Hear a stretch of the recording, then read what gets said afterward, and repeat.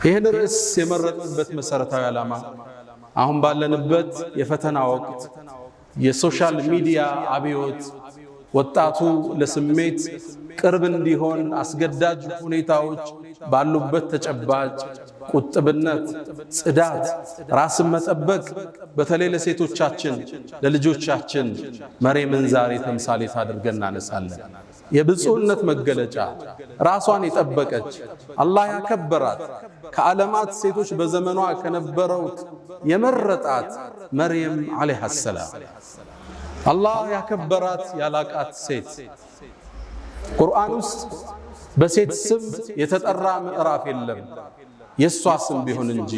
ሱረቱ መርየም ቁርአን ውስጥ የሌላ ሴት ስም በስም አልተጠቀሰም የሷ ስም ቢሆን እንጂ 33 ጊዜ አላህ ቁርአን ላይ ስሟን ጠቅሶታል መርየም ይያል። እንዴት ቢያከብራት እንዴት ቢያልቃት ምን አይነት ሴት ሆና አግኝቷት ነው አላህ እንዴት ነው ከፍታዋን የሰቀለው። የሙሳን እናት ሲጠራ ኡሙ ሙሳ ሲል የሙሳን እህት ሲጠራ فقالت لأخته قصي እህቱ ሲል አሲያን